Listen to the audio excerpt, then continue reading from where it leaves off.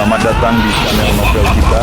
Di sini Mimin akan membagikan alur cerita donghua, horor, misteri, dan lain-lain. Dukung Mimin dengan subscribe dan nyalakan lonceng notifikasinya. Tanpa banyak cincong lagi, mari kita masuk ke alur ceritanya. Let's go. Aku tidak menyangka kau akan menangkisnya begitu saja. Saya harus bekerja 2 kali lebih keras di masa depan. Kagum. Gong Kai merasakan sakit yang membakar di telapak tangannya dan berharap dia bisa menghajarnya. Jika dia tidak bereaksi tepat waktu, tangannya akan lumpuh karenanya. Orang ini begitu ganas bahkan di alam pendirian fondasi, seperti apakah dia saat mencapai alam pembentukan inti.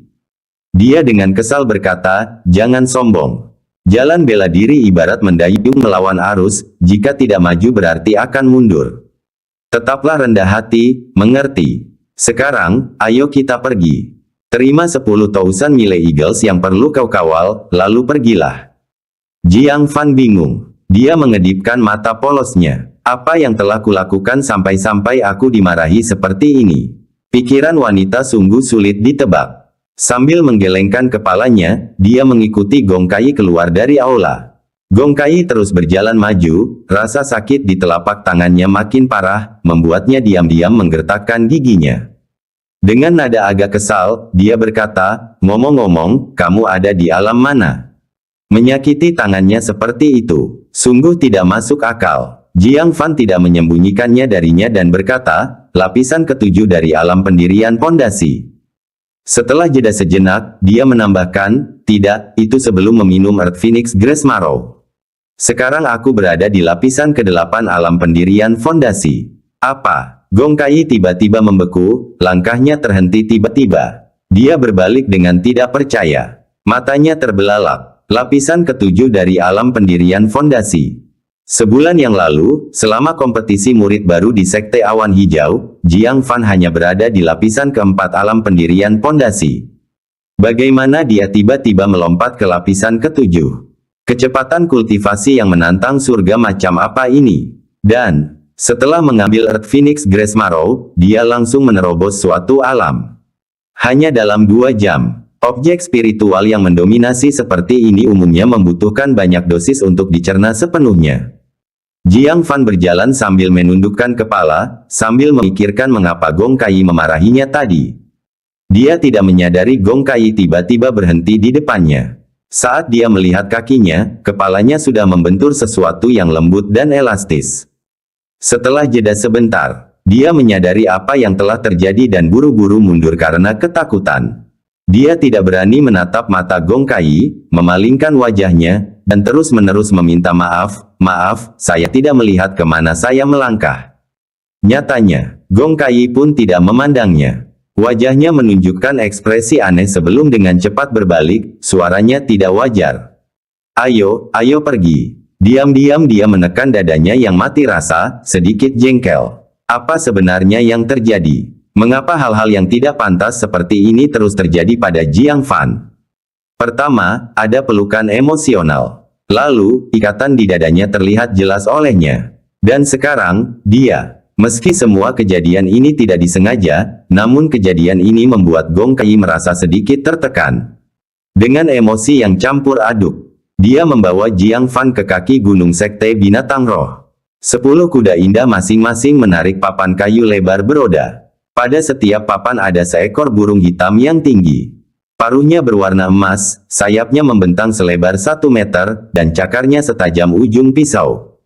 Kuda-kuda yang menariknya dengan patuh menundukkan kepala, tidak berani bersuara. Ini adalah bukti intimidasi mereka. "Tuan, saudara muda," Yuan Ziyu mendekat. Dia terkejut karena suasana antara gurunya dan Jiang Fan tampak agak aneh. Yang pertama tidak memiliki ekspresi apapun, tidak memiliki kehangatan dan kegembiraan seperti biasanya terhadap Jiang Fan. Jiang Fan juga menjaga jarak hormat dari Gong Kai. Diam-diam dia bertanya-tanya, mungkinkah terjadi sesuatu di antara mereka? Tentu saja dia tidak berani bertanya. Dia berpura-pura tidak memperhatikan dan berkata kepada Jiang Fan, "Adik Jiang, ini adalah elang 1000 mil. Ini kunci rantai mereka, jaga mereka tetap aman." Dia menyerahkan seikat kunci kepada Jiang Fan. Jiang Fan kemudian memperhatikan bahwa pergelangan kaki masing-masing elang diikat oleh rantai besi misterius berwarna hitam pekat. Hal ini dimaksudkan untuk mencegah elang melanggar perintah dan terbang sendiri selama perjalanan. Mengerti, dia memasukkan kunci-kunci itu ke dalam jubahnya. Lalu, ketika melihat ke-10 kuda itu, dia merasa gelisah. Dia bisa mengelola 3-5 sendiri. Namun dengan 10 orang, jika mereka diserang, ia akan kesulitan mengelola semuanya. Melihat kekhawatirannya, Yuan Ziyu mengingatkannya, adik laki-laki, tugas ini untuk tim yang beranggotakan 4 orang. Kamu bisa melakukannya sendiri atau mencari 3 rekan setim lainnya. Itu tidak akan mempengaruhi poin prestasimu. Sayang sekali aku sudah punya misi, kalau tidak aku pasti akan bergabung denganmu untuk menjadi rekan setim. Dia tampak menyesal sekaligus iri. Pada saat ini, banyak murid sekte binatang roh berkumpul di gerbang gunung. Khususnya, Qin Chaihe, Chu Xingmeng, dan mereka yang belum pergi seperti Yi Lianxing. Bahkan Lu Xinghe masih berada di kaki gunung. Mendengar hal ini, Qin Chaihe dan Chu Xingmeng menjadi tertarik. Ini adalah tugas super berbobot 400 poin prestasi. Siapa yang tidak tertarik? Akan tetapi, ini bukanlah tugas bagi para pengikut di lapisan kelima alam pendirian fondasi. Lalu, keduanya saling bertukar senyum kecut. Mereka dengan bijaksana menekan gagasan itu. Mendadak, Jiang Fan melirik ke sekelilingnya, melihat kedua gadis itu, lalu memberi isyarat kepada mereka, adik perempuan Chu, adik perempuan Qin, apa yang kalian tunggu? Bantu aku mengawal elang 1000 mil ini. Hah? Qin Chaihe menunjuk dirinya sendiri, maksudmu, mari kita juga ikut dalam tugas ini. Chu Xingmeng segera melambaikan tangannya, tidak, kami tidak memenuhi syarat untuk ini. Adik Jiang, kamu harus mencari partner yang lebih kuat. Jiang Fan tersenyum hangat, bukankah kita rekan satu tim? Ayo, hadiah yang menarik ini berarti dia tidak kesulitan menemukan mitra yang kuat. Tapi masalahnya adalah, dia tidak bisa mempercayai orang lain dalam perjalanan berbahaya ini. Qin Chaihe dan Chu Xingmeng adalah rekan terpercaya yang telah bepergian bersamanya selama ini. Meskipun keterampilan mereka agak kurang, hanya mengawasi elang saja sudah cukup. Dia akan menangani musuh manapun. Kedua gadis itu ragu-ragu sebelum perlahan bergerak ke sisi Jiang Fan. Chu Xingmeng tampak ragu, kakak senior Jiang, aku khawatir aku mungkin akan menghalangimu. Qin Chaihe juga ragu-ragu, mungkin kamu harus mencari orang lain. Jiang Fan tidak memberi mereka pilihan. Dia mengangkat Chu Xingmeng di depan kuda keempat, kamu menangani kuda 4, 5, dan 6. Kemudian menempatkan Qin Chaihe di punggung kuda ketujuh, kamu urus 4 kuda terakhir. Setelah mengatur tugas mereka, Jiang Fan bersiap untuk pergi. Pada saat itu, sosok yang ragu-ragu mendekat, berkata dengan canggung, adik Jiang, bagaimana denganku? Saya juga anggota tim kami. Pendatang baru itu tak lain adalah Lu Xinghe. Melihat dua adik perempuannya, yang jauh lebih lemah darinya, diberi tugas super 400 poin prestasi. Dia tidak bisa diam. Bab 257 Hubungan Manusia. Oleh karena itu, menanggung tatapan tidak biasa dari orang lain. Dia tanpa malu-malu meminta untuk bergabung. Jiang Fan menatapnya dengan acuh tak acuh dan berkata tanpa berpikir, 3 orang sudah cukup. Kakak senior Lu, pergilah dan kerjakan tugasmu sendiri. Dia sudah muak, mengajak pria menyebalkan di sepanjang jalan hanya untuk membuat dirinya jijik. Lu Xinghe menjadi cemas.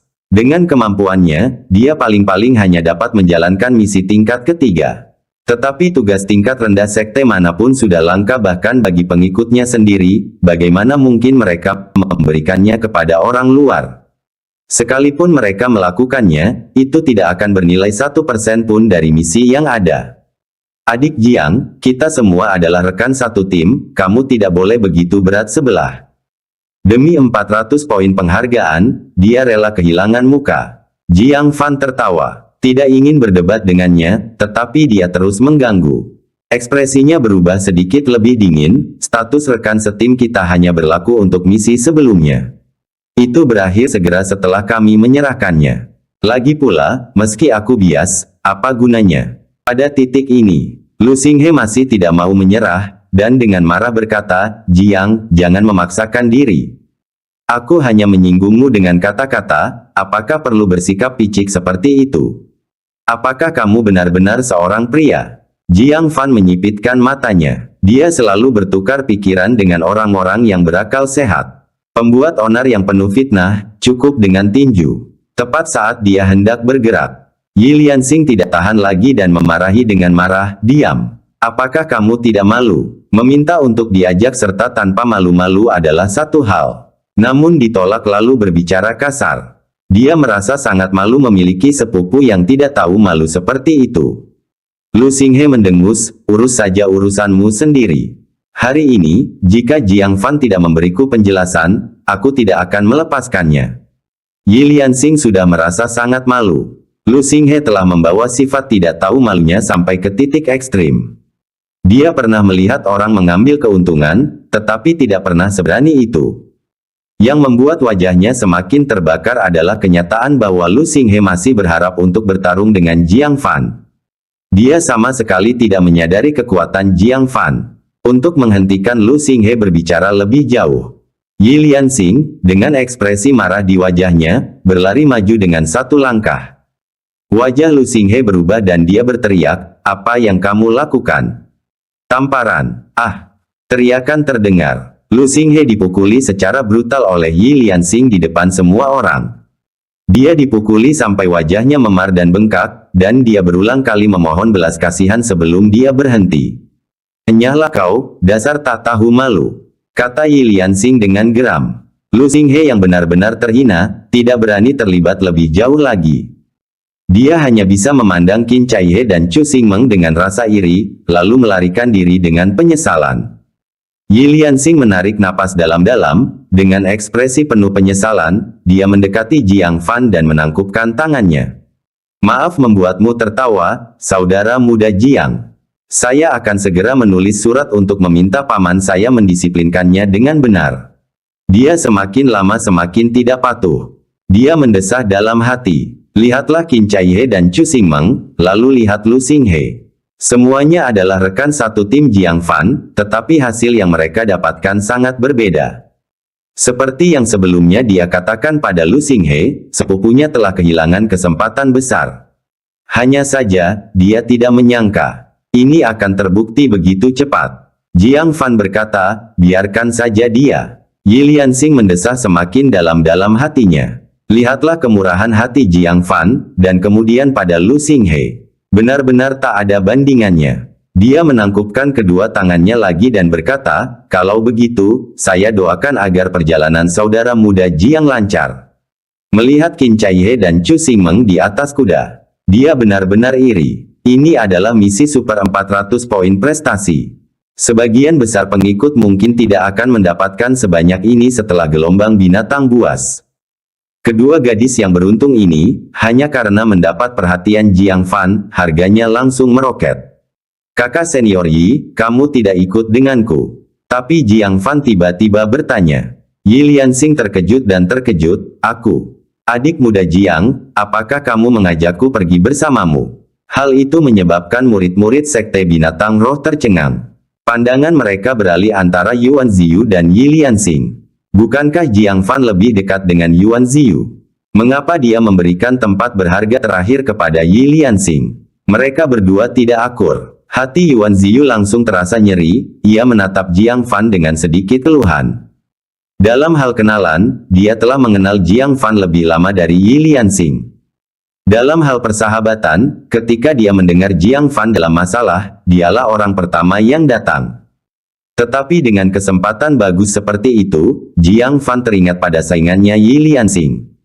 Dia merasakan pengkhianatan dan kemarahan. Siapa yang tahu? Jiang Fan tiba-tiba mengubah nada bicaranya dan bertanya balik, "Oh, kakak senior Yi, bukankah kakak senior Yuan sudah memberitahumu? Kakak senior Yuan memberiku kepercayaan untuk meninggalkan tempat terakhir untukmu. Dia tidak memberitahumu." "Hah?"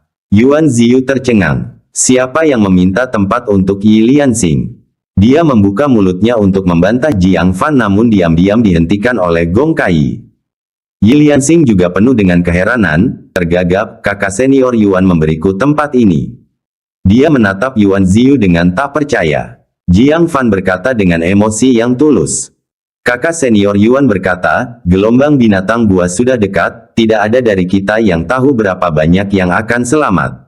Kita harus menyelesaikan dendam masa lalu lebih awal untuk menghindari penyesalan. Bukan hanya Yi Lianxing, bahkan murid-murid di dekatnya pun tergerak. Ya, bencana sudah dekat. Mereka yang berdiri di sini hari ini mungkin akan menjadi mayat dingin besok.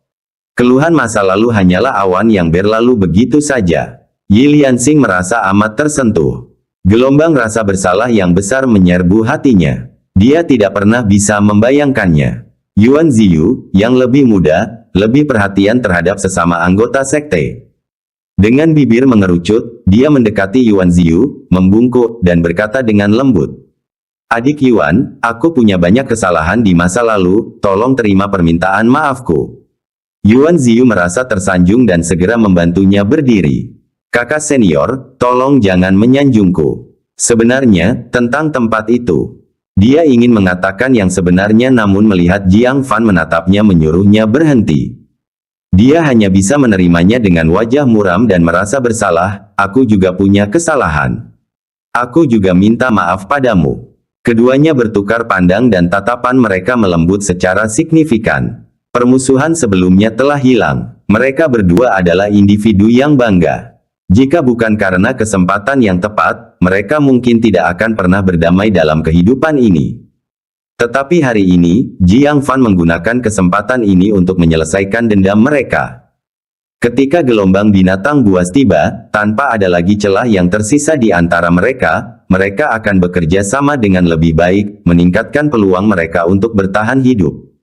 Jiang Fan merasa benar-benar lega. Dia melirik Gong Kai, ada tatapan rumit di matanya. Sambil menangkupkan kedua tangannya dengan hikmat, dia berkata, Master Sekte, saya pergi dulu. Jaga dirimu baik-baik. Apa yang tampak seperti perpisahan biasa, bagi Gong Kai terdengar seperti perpisahan pahit manis dari orang yang dikenalnya.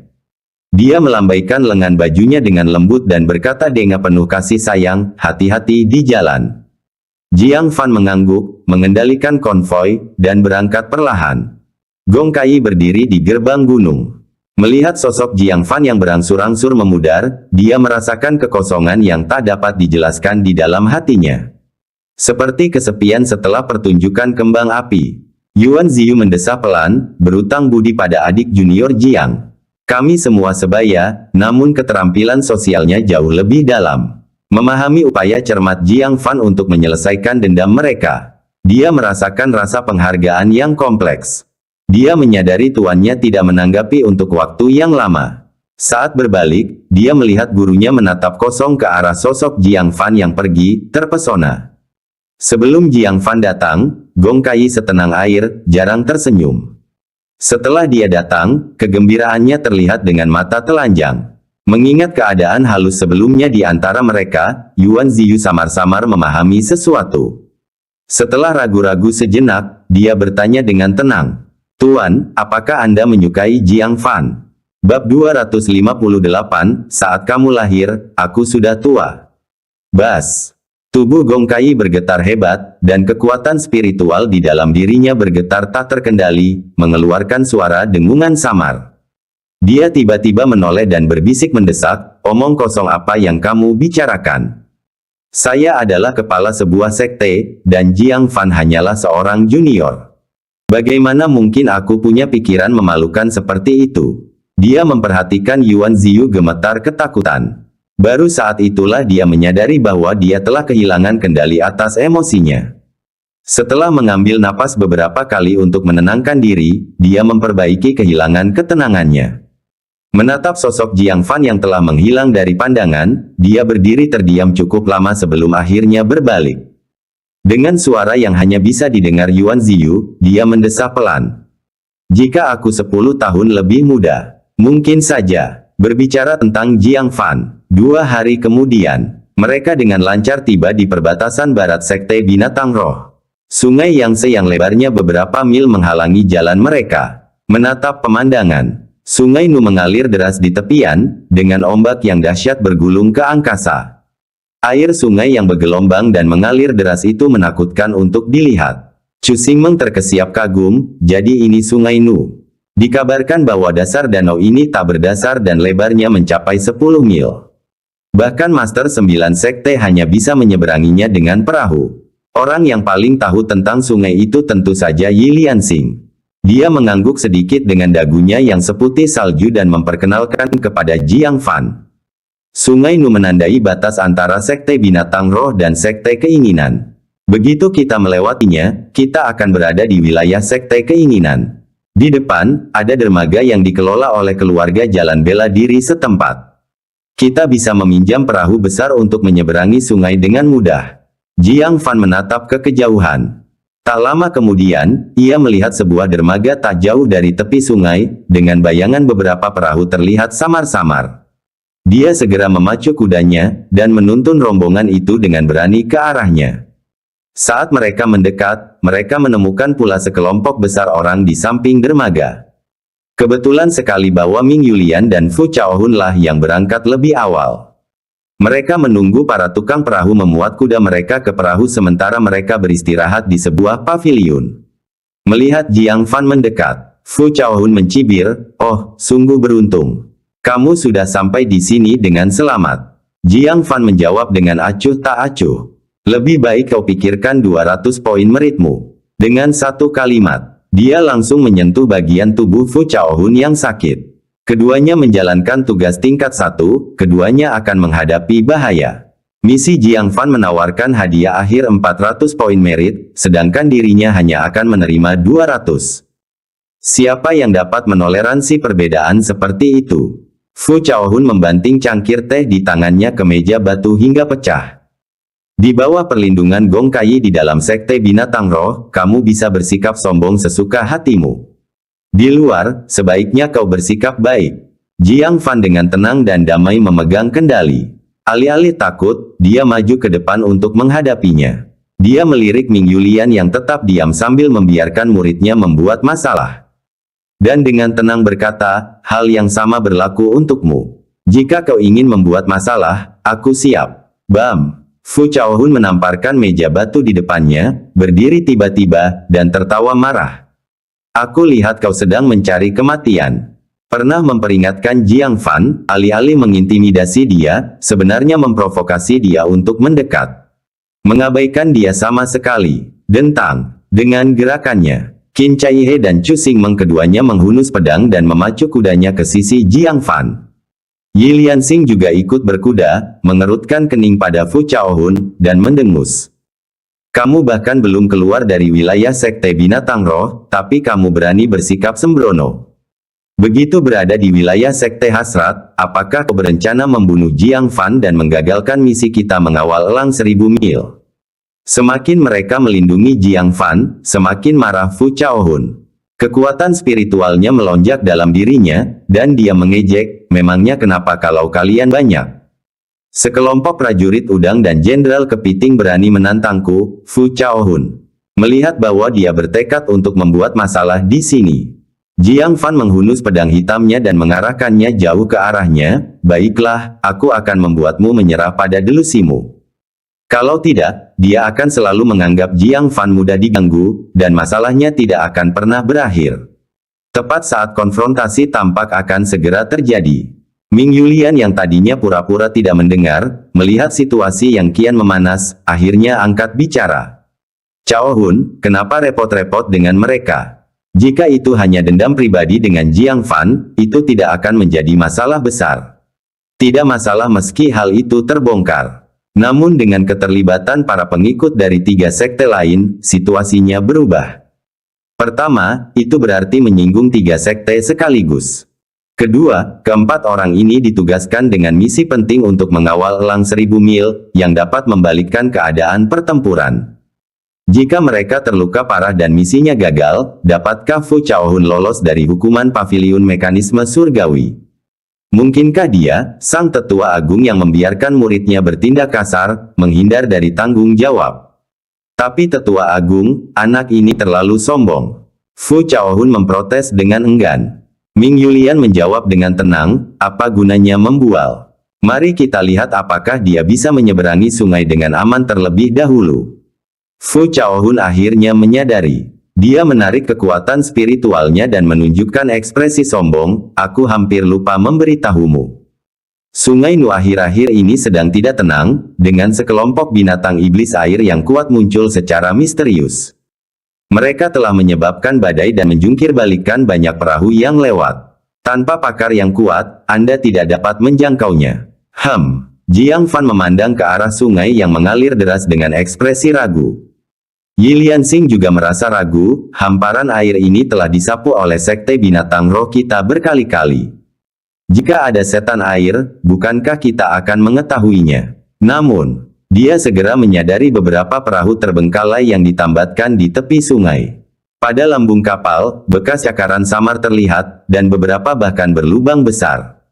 Pupil matanya sedikit mengerut, dan dia menunggang kudanya untuk memeriksa perahu yang berlubang besar. Tidak lama kemudian, dia kembali ke Jiang Fan, memegang gading sepanjang lengan, dengan ekspresi serius.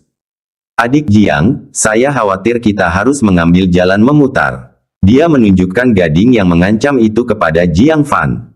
Chu Xingmeng membandingkannya dengan lengannya sendiri dan menggigil, gigi sepanjang lengan.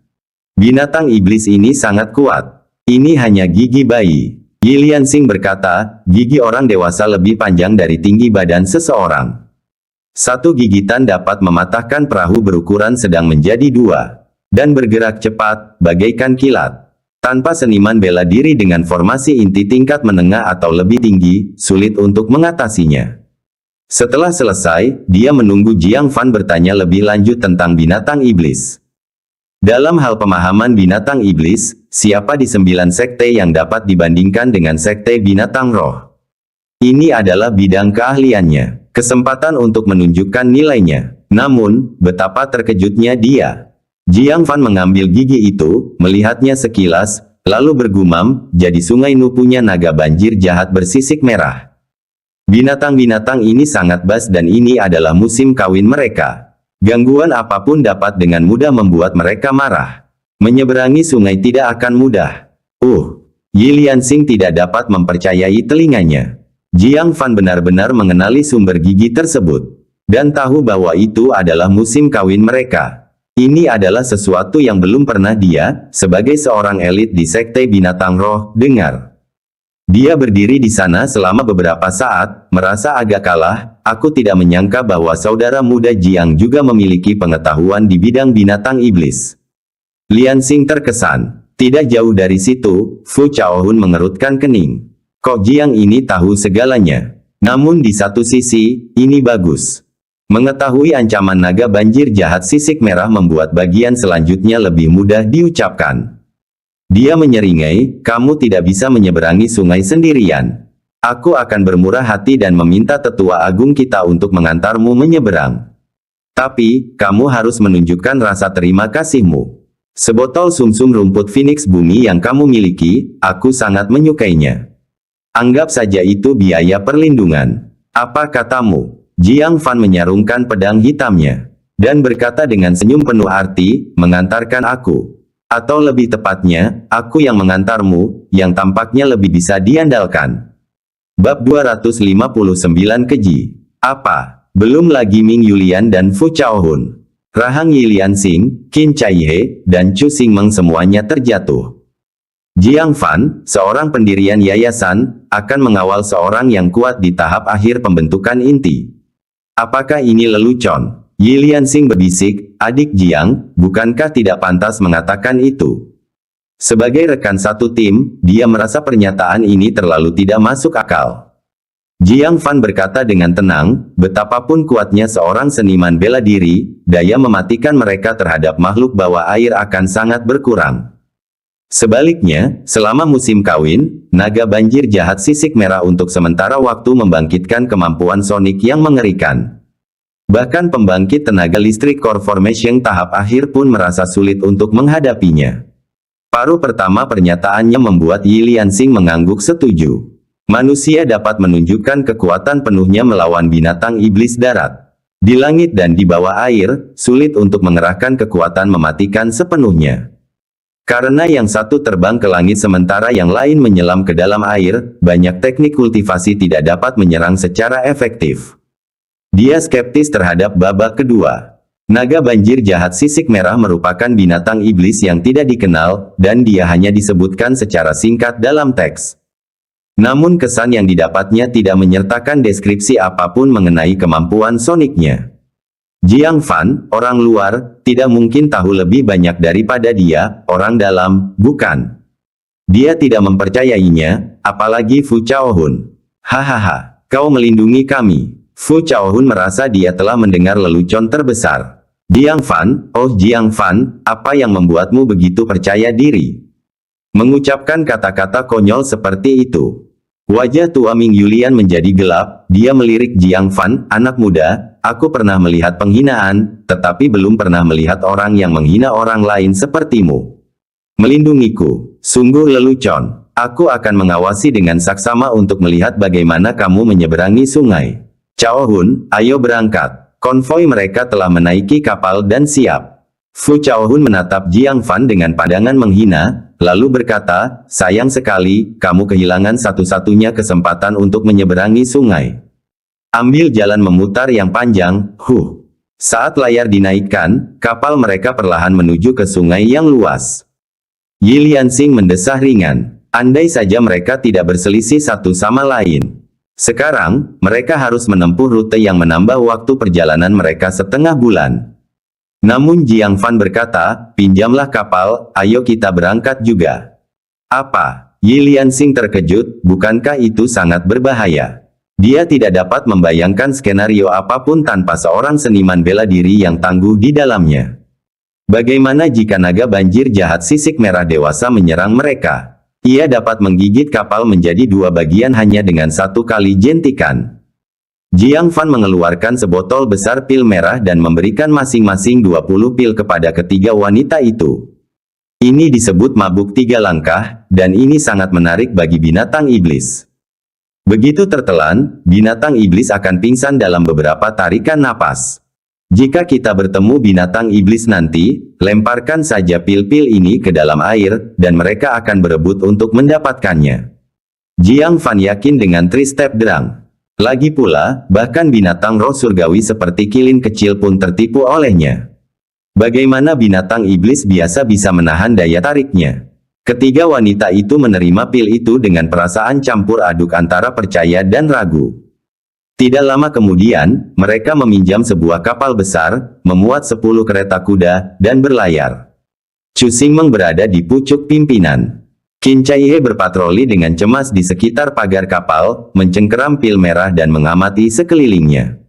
Yi Liansing juga tidak menganggur. Dia secara ajaib mengeluarkan 2 Black Hawk seukuran telapak tangan dan bermata tajam dari lengan bajunya. Sangat cerdas, elang berkomunikasi dengan Yi Liansing sebelum terbang ke langit. Mengelilingi kapal. Jika ada gangguan di bawah air, makhluk rohku akan memberitahuku tepat waktu. Yi Liansing menyilangkan lengannya, tetapi wajahnya tidak menunjukkan sedikit pun kelegaan. Jiang Fan duduk bersila di haluan kapal. Pedang hitam tergeletak horizontal di lututnya, kekuatan spiritual mengalir melalui dirinya, seperti senjata yang siap menyerang. Saraf semua orang tegang. Tidak ada seorang pun yang berani bernapas berat. Satu-satunya suara yang terdengar hanyalah suara gemericik kapal yang membelah sungai dan gempuran ombak yang menghantam lambung kapal. Tanpa disadari, mereka telah menyeberangi tengah sungai, perlahan bergerak menuju tepi sungai. Dari haluan, mereka dapat melihat dengan jelas pelabuhan di tepi sungai. Dengan pemeriksaan yang teliti, seseorang bahkan dapat melihat sosok manusia samar bergerak-gerak. Yi Liansing sedikit mengendurkan sarafnya yang tegang, sepertinya kita beruntung dan tidak bertemu dengan naga banjir jahat sisik merah. Naga-naga ini lebih suka menimbulkan masalah di bagian yang dalam. Kita sudah melewati area terdalam. Jika tidak ada kejutan, kita aman. Wajah Qin Caihe dan Chu Xingmeng yang tegang akhirnya mengendur. Qin Caihe tertawa, naga banjir jahat sisik merah tidak datang. Kita sendiri yang takut. Chu Xingmeng menarik napas dalam-dalam beberapa kali. Merasa lebih nyaman. Dia berdiri di dek, mengamati lebih jauh daripada yang lain. Tiba-tiba dia berkata dengan ragu, apakah itu imajinasiku? Mengapa aku merasa seperti kita mengejar kapal Fu Chaohun? Yi Liansing dan Qin Caihe mendongak. Benar saja, mereka melihat kapal Fu Chaohun semakin jelas. Sungainya luas dan tidak terhalang. Mereka telah melihat kapal Fu Chaohun saat mereka berangkat. Namun saat itu, ia tampak sekecil semut. Jarak antara mereka cukup jauh. Tapi saat ini, kapal Fu Chaohun hanya berjarak 1 mil. Keduanya adalah perahu layar, yang digerakkan oleh angin. Kecepatannya harus sama. Bagaimana mereka menjadi lebih dekat? Pergi berkeliling. Pada saat ini, Jiang Fan tiba-tiba berdiri di haluan dan berkata dengan mendesak. Chu Xingmeng merasa bingung, dia membetulkan arah kapal, bingung, tapi, pelabuhan ada tepat di depan. Yi Lianxing dan Qin Caihe juga tampak bingung. Mereka hampir sampai di darat, mengapa mengubah arah? Jiang Fan berkata dengan suara yang dalam, bukan karena kita cepat. Mereka menemui masalah dan tidak bisa maju. Masalah. Saraf ketiga wanita itu yang baru saja rileks, tiba-tiba menegang. Mereka semua memikirkan hal yang sama. Naga banjir jahat sisik merah. Kapal Fu Chaohun diserang oleh naga banjir jahat sisik merah. Chu Xingmeng menggigil dan cepat-cepat memutar kemudi, mengarahkan kapal keluar dari jalur langsungnya. Tidak lama setelah itu, mereka bermanuver di sebelah kiri kapal Fu Chaohun. Berjarak beberapa ratus kaki, mereka sekarang dapat melihat apa yang terjadi di kapal. Tiang kapal rusak dan kabinnya hancur. Kuda-kuda dicabik-cabik oleh binatang tak dikenal, isi perutnya berserakan di mana-mana. Binatang-binatang iblis yang menyertainya mengalami nasib yang bahkan lebih buruk. Aliran darah yang tak terhitung jumlahnya mengalir dari dek ke dalam air. Mengubah air di sekitar kapal menjadi merah darah. Adegan yang mengejutkan itu menyebabkan pupil ketiga wanita itu berkontraksi, yang membuat jantung mereka makin berdebar kencang. Kaki kuda mengambang di dalam darah. Tiba-tiba ditarik ke bawah oleh sesuatu yang tidak diketahui, menimbulkan riak besar.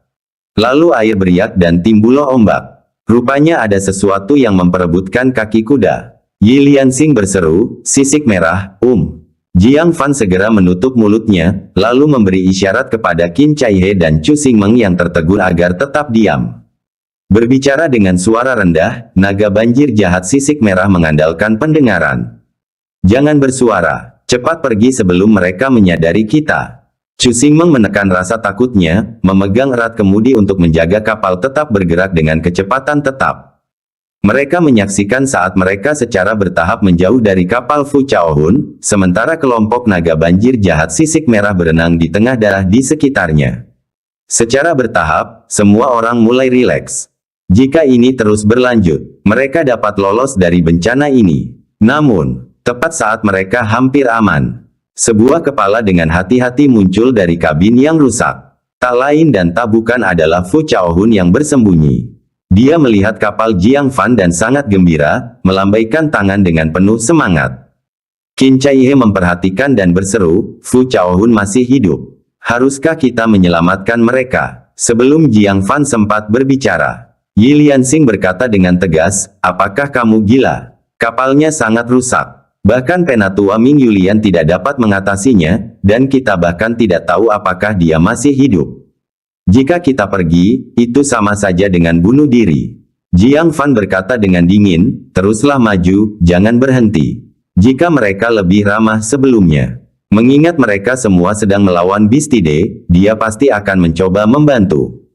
Namun mereka tidak punya niat jahat terhadap Jiang Fan. Mengapa dia harus mempertaruhkan nyawanya untuk menyelamatkan mereka? Di kabin yang hancur, Fu Chaohun menyaksikan kapal Jiang Fan berlayar tanpa henti, dia menjadi marah. Beranikah kau meninggalkanku untuk mati? Baiklah. Kalau aku mati, kamu juga tidak akan merasa tenang. Bab 260 Pemabuk 3 Langkah Meraih Pahala Besar. Dia mengeluarkan artefak sihir berbentuk tabung bambu. Mengincar kapal Jiang Fan, dia melemparkannya dengan kuat. Jagoan. Dengan suara ledakan yang tajam. Peluru hitam legam yang membawa resonansi menakjubkan, dengan cepat menghantam kapal Jiang Fan. Ledakan. Pada saat terjadi benturan, peluru itu mengeluarkan ledakan dahsyat yang membakar kapal. Makhluk bawah laut di sekitar kapal yang rusak itu langsung tertarik oleh suara ledakan itu. Dalam sekejap, airnya mengaduk gelombang demi gelombang. Bayangan merah gelap yang samar-samar terlihat menyerbu ke arah kapal Jiang Fan. Melihat keluar, Permukaan sungai tampak mendidih. Momentumnya luar biasa hebatnya. Fu Chaohun menatap kapal Jiang Fan yang semakin terkepung dan mendengus dingin. Jangan salahkan aku. Siapa yang menyuruhmu untuk tidak menyelamatkanku? Dia menatap Ming Yulian yang tergeletak di tanah, wajahnya sepucat kertas. Pada saat ini, lengan kanannya telah digigit dan berdarah deras. Dadanya memiliki bekas cakaran yang dalam, memperlihatkan organ dalamnya. Tuan, saya akan mencari seseorang untuk menyelamatkan Anda. Tunggu di sini. Fu Chaohun mengangkat langkahnya, ingin memanfaatkan perhatian naga banjir jahat sisik merah yang sedang teralihkan dan segera menuju ke tepi pantai. Tanpa diduga, pergelangan kakinya dicengkeram Ming Yulian, dan dia berkata dengan lemah, "Jangan tinggalkan aku." Meski sangat lemah, pikirannya masih jernih. Dia mengerti bahwa Fu Chaohun bermaksud meninggalkannya dan melarikan diri. Fu Chaohun merasa cemas dan kesal, berpikir bahwa Ming Yulian sudah mati di usianya yang seperti ini. Tidak ada belas kasihan dalam kematiannya. Tapi dia punya bakat yang langka, bagaimana mungkin dia mati di sini? Namun, karena Ming Yulian memegangnya erat-erat, dia dengan enggan mendukungnya. Dengan diam-diam melepaskan perahu kayu cadangan di atasnya, dia dengan hati-hati mendayung menuju dermaga bersama Ming Yulian. Di sisi lain, Jiang Fan dan yang lainnya berada dalam bahaya besar. Naga banjir jahat sisik merah yang tak terhitung jumlahnya menyambar bagaikan kilat, menghantam kapal dari segala arah. Ledakan. Kapal itu berguncang hebat, hampir menumbangkan semua orang. Wajah ketiga wanita itu pucat, panik, dan berteriak terus-menerus. Untungnya, Jiang Fan tetap relatif tenang. Memberikan perintah secara berurutan, Chu Xingmeng, padamkan apinya. Qin Caihe, Yi Lianxing, sebarkan 3 langkah pemabuk ke seluruh kapal. Dia melompat ke tiang kapal, mengamati situasi dari atas. Melihat beberapa buaya raksasa berwarna merah tua sepanjang 5 zang terlihat samar-samar di dalam air. Mereka memiliki sisik tebal dan ekor kuat yang ditutupi duri. Mata mereka yang kekuningan penuh dengan kekejaman. Mereka jelas-jelas adalah naga banjir jahat sisik merah. Terlebih lagi, karena sedang musim kawin, mereka lebih ganas dari biasanya. Saat ini dengan panik menabrak dan menggigit kapal, mencoba menenggelamkannya. Untungnya, mereka semua masih remaja. Jiang Fan mengamati sejenak, lalu menghela napas lega. Jika mereka dewasa, ukuran mereka akan lebih besar dari kapal. Satu gigitan saja dapat menghancurkan kapal. Pada saat ini, Qin Caihe dengan takut menyebarkan pemabuk 3 langkah kemana-mana. Saat aroma obat menyebar, naga banjir jahat sisik merah di dalam air langsung tertarik, menghentikan serangan mereka, dan berebut untuk naik ke kapal. Mencari si pemabuk 3 langkah dengan rakus. Setelah menemukannya, mereka menyeruputnya dengan mulut besar mereka dan kemudian meneruskan pencarian. Banyak naga banjir jahat sisik merah bahkan bertarung satu sama lain memperebutkan pemabuk 3 langkah. Ketiga wanita itu, ketakutan, bersembunyi di kabin, tidak berani bernapas. Takut ketahuan naga banjir jahat sisik merah dan kabinnya dibobol. Yang membuat mereka takjub dan gembira. Tepat seperti yang diramalkan Jiang Fan, naga banjir jahat sisik merah yang memakan pemabuk 3 langkah jatuh pingsan dalam 3 tarikan napas, tergeletak di geladak tak bergerak. Hanya sedikit naga banjir jahat sisik merah yang masih mencari-cari. Melihat ini, Jiang Fan melompat turun, menusukkan pedang hitamnya ke mata naga banjir jahat sisik merah, tepat di tengkoraknya. Lalu dia memutarnya dengan kuat. Naga banjir jahat sisik merah yang tak sadarkan diri itu langsung mati. Melihat hal ini, ketiga wanita itu segera memahami metodenya. Sambil mengeluarkan artefak sihir mereka, mereka meniru tindakan Jiang Fan dengan menusuk mata naga banjir jahat sisik merah. Satu demi satu, naga banjir jahat sisik merah tewas seketika hanya dengan satu gerakan. Dalam waktu singkat, 20 lebih naga banjir jahat sisik merah yang naik ke kapal semuanya terbunuh. Hal ini membuat ketiga wanita itu gembira. Yi Lianxing berseru kaget, "Adik Jiang, obat mujarab macam apa itu? Sungguh ajaib." Sebagai murid sekte binatang roh, pengetahuannya tentang obat-obatan yang digunakan pada binatang roh jauh melampaui orang biasa. Namun, dia belum pernah mendengar obat ajaib seperti itu. Naga banjir jahat sisik merah yang ganas itu jatuh pingsan setelah memakan satu saja. Jiang Fan tidak punya waktu untuk menjelaskan dan berkata, "Seret mayat-mayat itu kembali ke kabin, dan ambil bahan-bahannya setelah itu. Terus sebarkan 3 langkah mabuk. Ada lebih banyak naga banjir jahat sisik merah." Nyatanya, dia sangat khawatir pada naga banjir jahat sisik merah yang telah meninggalkan Ming Yulian dalam kondisi hampir mati. Jika muncul, kapal ini tidak akan punya kesempatan. Mereka harus menghadapi naga banjir jahat sisik merah yang masih muda sebelum mereka muncul, atau semua orang akan berada dalam bahaya besar. Semua orang segera mengikuti instruksinya. Dalam waktu singkat, kapal itu sekali lagi diselimuti oleh Three-Step Drang. Chu Xingmeng mengarahkan kapal menuju dermaga dengan kecepatan penuh. Naga banjir jahat sisik merah terus terpikat oleh pemabuk 3 langkah, melompat ke atas untuk memberi makan. Seperti sebelumnya, mereka semua jatuh pingsan dan langsung dibunuh dengan satu tusukan. Proses ini diulang 5 atau 6 kali. Akhirnya, lingkungan sekitar kapal menjadi tenang sepenuhnya. Tidak ada naga banjir jahat sisik merah yang terlihat. Di kapal, dek dan kabin dipenuhi dengan mayat naga banjir jahat sisik merah. Darah menodai kapal menjadi merah, dengan aliran darah yang besar mengalir ke sungai, mewarnai separuh permukaan sungai menjadi merah. Segera, mereka sampai di dermaga. Jiang Fan akhirnya menenangkan hatinya yang tegang. Naga banjir jahat sisik merah yang tangguh tidak mengejar karena suatu alasan.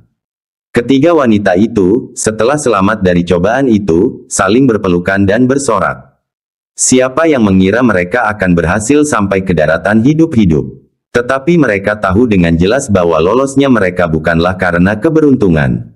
Itu karena Jiang Fan ada bersama mereka. Tanpa perintah Jiang Fan dan keampuhan 3 langkah pemabuknya, mereka sudah lama menjadi makanan bagi naga banjir jahat sisik merah. Yi Lianxing menatap Jiang Fan dengan mata berbinar, tidak bisa menahan diri untuk tidak menghela nafas.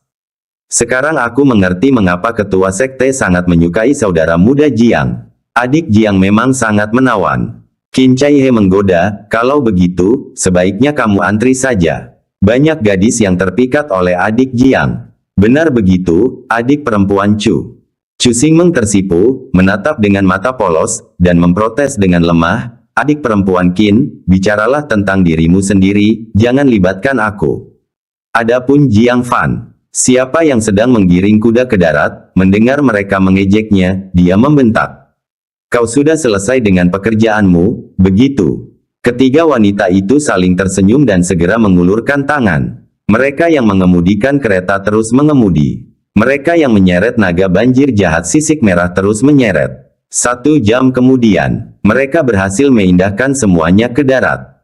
Yi Lianxing menyeka keringat di dahinya, memandangi konvoi yang utuh dan lebih dari 50 mayat binatang iblis yang berharga.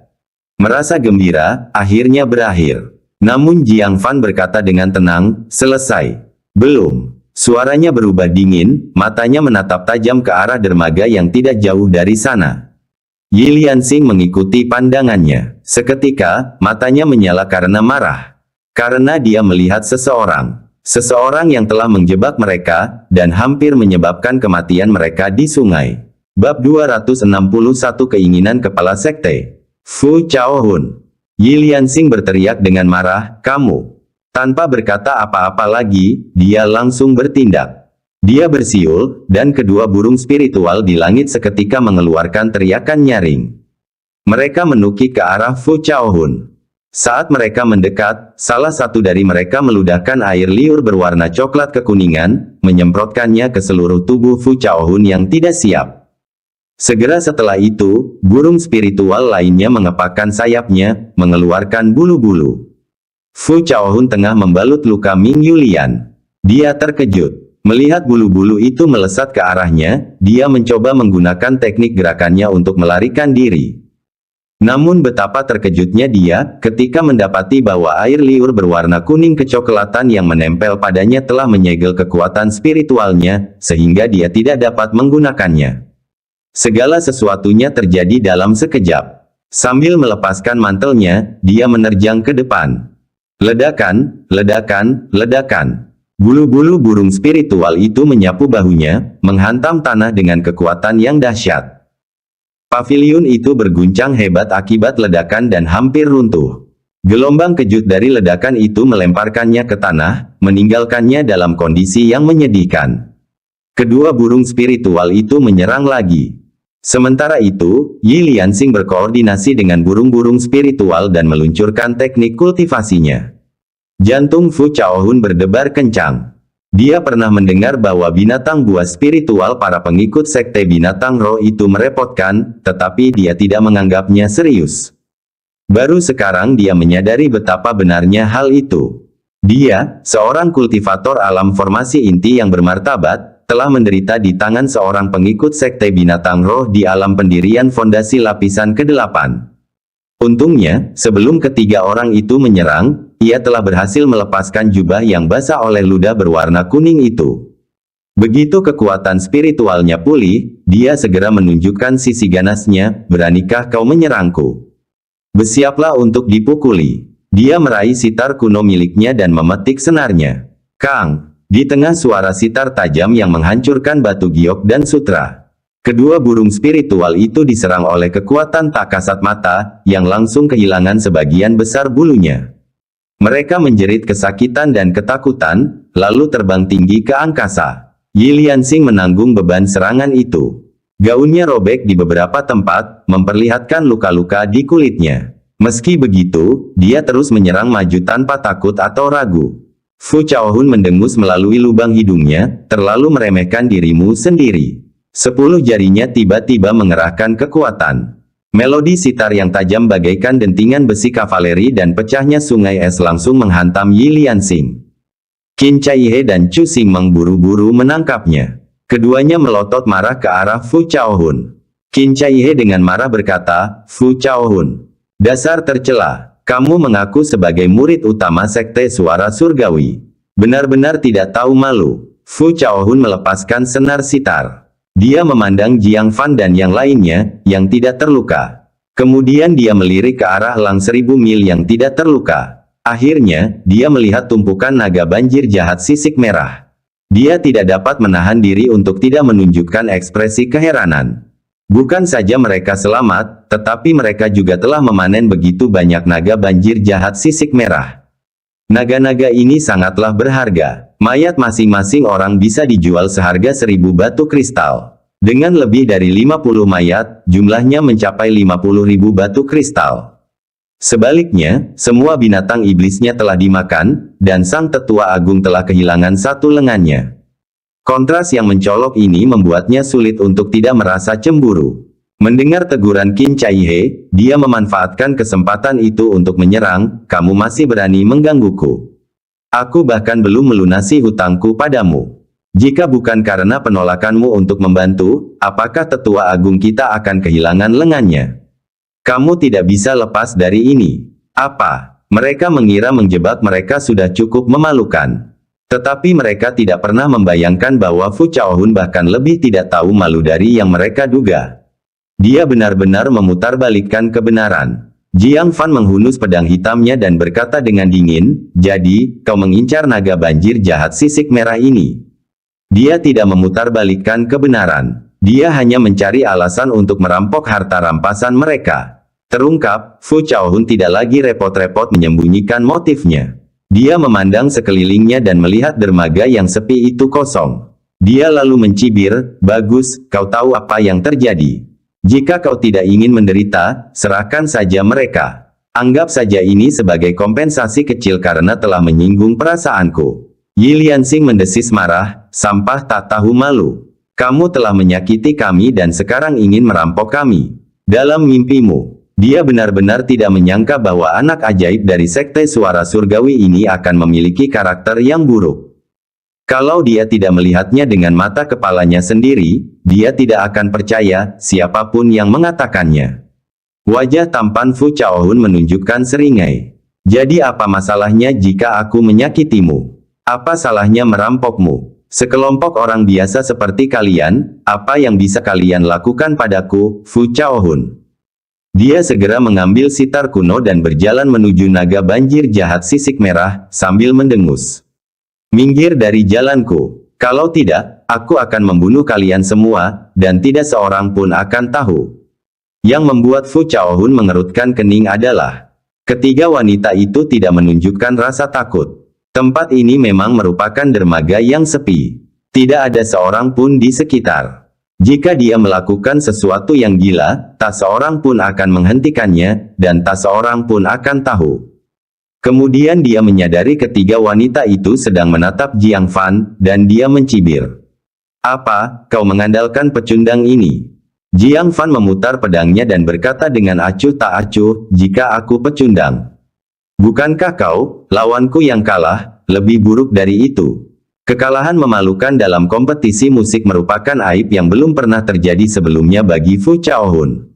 Mengungkitnya lagi tentu saja menyakitkan baginya. Matanya menjadi gelap, apakah kau pikir mempelajari sedikit teknik jalur suara dapat membuatmu setara dengan Fu Chaohunku?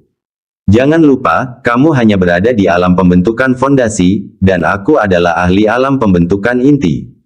Bagaimana kamu bisa dibandingkan denganku? Jiang Fan menggaruk telinganya. Ekspresi jengkel muncul di matanya, kamu sudah mengatakan hal serupa berkali-kali. Telingaku menjadi kapalan karenanya. Apakah kamu sekuat yang kamu pikirkan? Mari kita cari tahu. Fu Chaohun tertawa marah, baiklah. Karena kau mencari kematian, jangan salahkan aku. Dia mengangkat tangannya, siap memetik senar sitar dan melancarkan serangan sonik. Pada saat itu, suara derap kaki kuda yang tak teratur memecah kesunyian dermaga yang sepi. Di kejauhan, kolom debu bagaikan seekor naga tengah menuju ke arah mereka. Tak lama kemudian, mereka melihat sosok yang mendekat dengan jelas. Itu adalah sekelompok pria tampan dan wanita cantik yang mengenakan pakaian mewah. Pria-pria itu tinggi dan tampan, sedangkan wanita-wanitanya cantik dan menawan.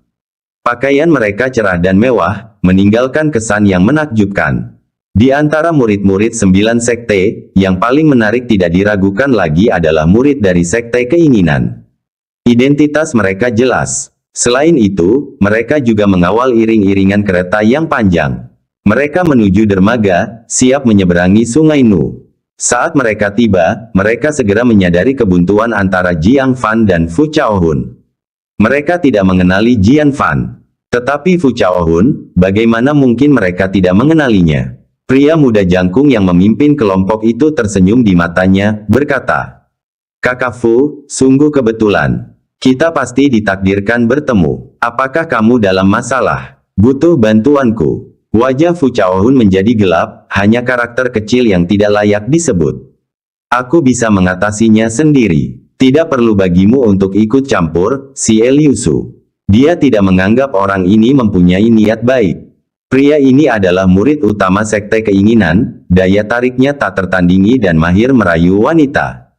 Salah satu adik perempuan Fu Chaohun, yang selalu mengaguminya, terpikat oleh si Liusu dengan beberapa kata manis dan jatuh cinta padanya, bahkan memberikan keperawanannya. Ini selalu menjadi duri dalam hati Fu Chaohun. Karena dia tahu si Liusu melakukannya dengan sengaja untuk mempermalukannya. Jadi ketika mereka bertemu lagi, tidak ada pertukaran yang baik di antara mereka. Tatapan si Liusu, setengah tersenyum, lalu tertuju pada Jiang Fan. Dia melirik ketiga wanita di belakang Jiang Fan, ekspresi heran terlihat di matanya. Adik junior ini sungguh beruntung. Dalam misi dengan 3 wanita cantik yang menemanimu. Tetapi orang yang kau hadapi adalah murid utama dari sekte suara surgawi. Mungkin akan sulit bagimu sendirian. Mengapa aku tidak membantumu, adik junior? Jiang Fan mengerutkan kening. Tatapan tamak yang diberikan si Liusu pada Yi Lianxing dan 2 orang lainnya membuatnya tidak nyaman. Jadi, dia berkata dengan acuh tak acuh, kakak senior Xie, saya menghargai kebaikanmu. Tapi berurusan dengan Fu Chaohun sudah cukup bagiku. Si Liusu dan murid-murid sekte keinginan di belakangnya saling bertukar pandang, tampak terkejut. Apa maksudnya dengan berurusan dengan Fu Chaohun? Dia adalah murid utama sekte suara surgawi. Bahkan si Liusu harus memperlakukannya dengan hormat. Siapa orang ini? Beranikah dia berbicara seberani itu? Pada saat itu, sebuah suara dengan sedikit nada menyalahkan datang dari belakang konvoi sekte keinginan. Kakak senior, Anda mungkin tidak mengenalinya. Tapi namanya pasti terkenal. Bab 262 Jiruyue mengungkap kebenaran. Wajah si Eliusu menunjukkan ekspresi heran, aku belum melihatnya, tetapi aku telah mendengar banyak tentangnya.